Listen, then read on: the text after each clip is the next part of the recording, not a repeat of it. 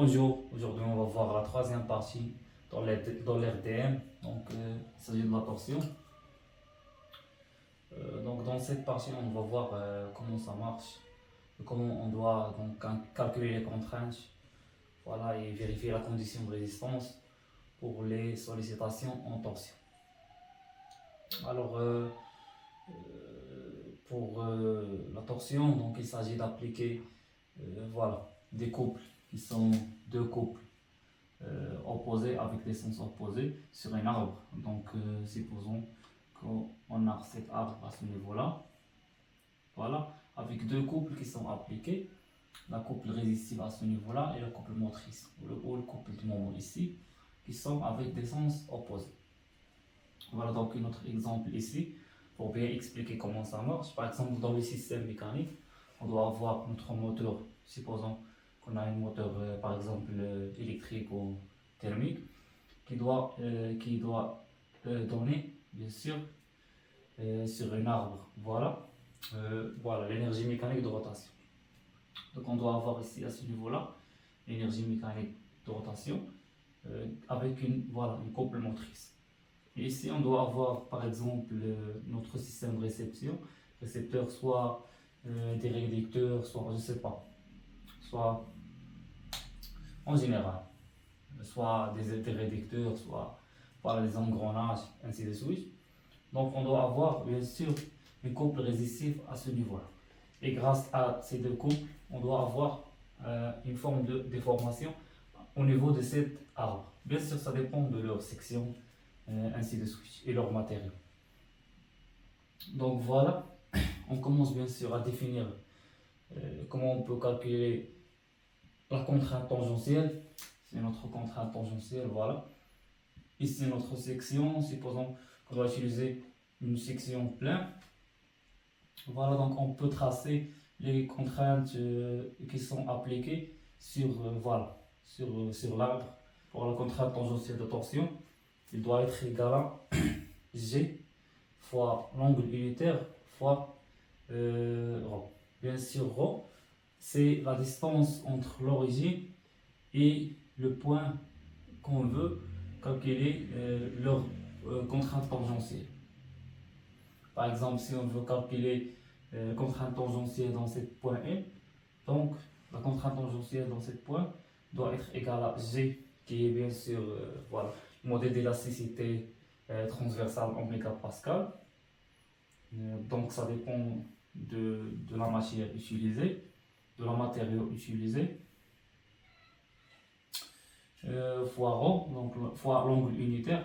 Donc je dois expliquer comment on peut aussi calculer l'angle unitaire, et puis fois ρ. Donc ρ, c'est tout simplement cette distance là, la distance entre l'origine O et le point M. On passe maintenant à expliquer comment on peut calculer l'angle de torsion.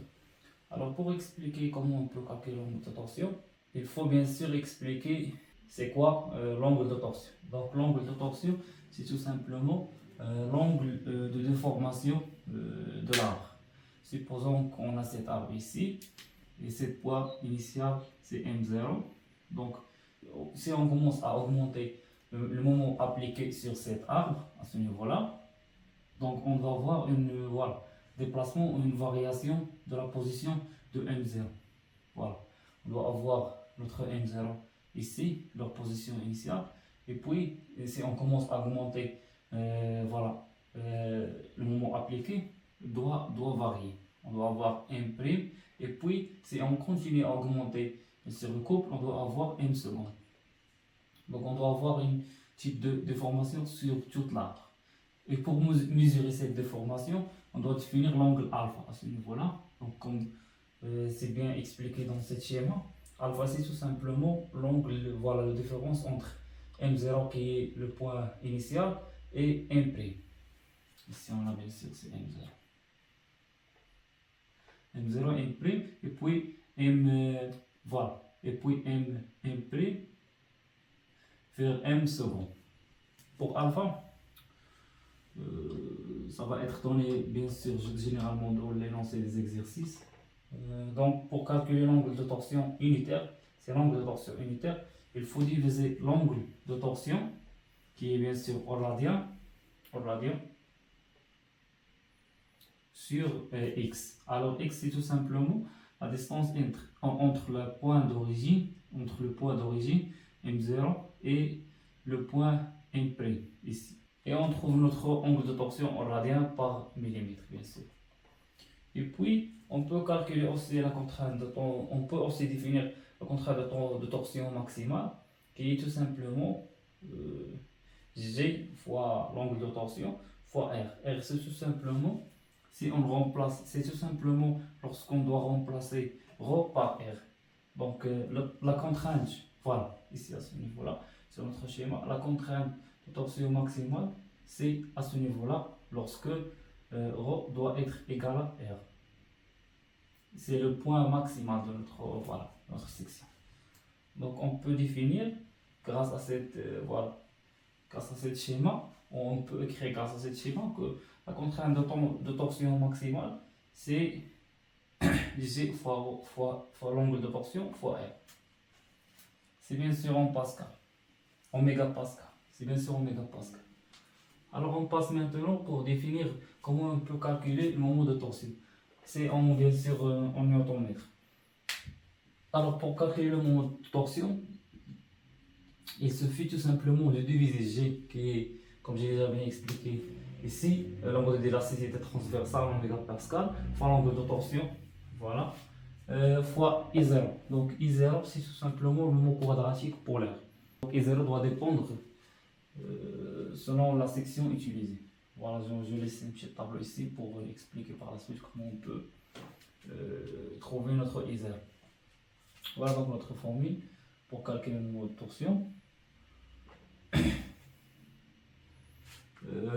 Alors pour I0, donc en général dans les exercices vous devez trouver trois sections, soit pour les sections qui sont creux ou carrés, soit pour les sections qui sont cylindriques pleins et les cylindriques bien sûr creux.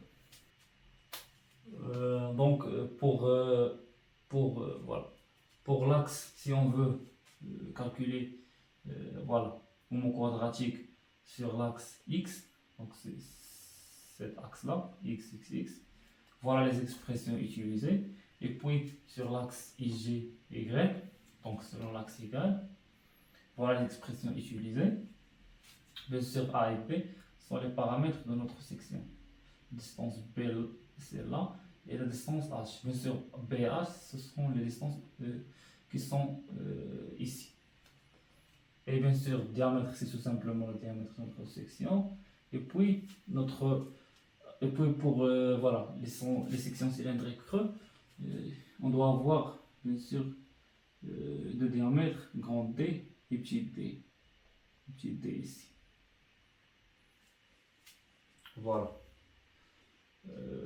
Et en général, pour calculer le moment de torsion, et pour trouver le moment quadratique polaire, on doit utiliser le moment quadratique selon l'axe Z.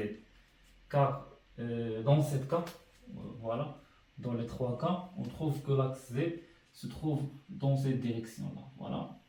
Et pour calculer le moment appliqué à ce niveau-là, donc on remarque ici que notre moment doit diriger vers l'axe Z. Voilà, si on se pose, voilà, notre repère ici, Y, et puis X, et puis Z. Voilà. Donc bien sûr, notre moment doit appliquer selon ou doit dépendre de Z. Donc notre I0, notre moment quadratique polaire, doit être égal au moment quadratique en Z. Voilà. Et pour faire l'application numérique à ce niveau-là, pour trouver notre moment de torsion, il faut utiliser les expressions qui sont ici. Et en général, dans les exercices, les expressions qui sont plus utilisées, ce sont les expressions voilà, là-bas. Donc il faut prendre les trois expressions à ce niveau-là par cœur pour voilà, faire l'application numérique directement. Alors pour les sections qui sont voilà, rectangulaires au carré, il faut tout simplement Je vais tout simplement diviser B fois H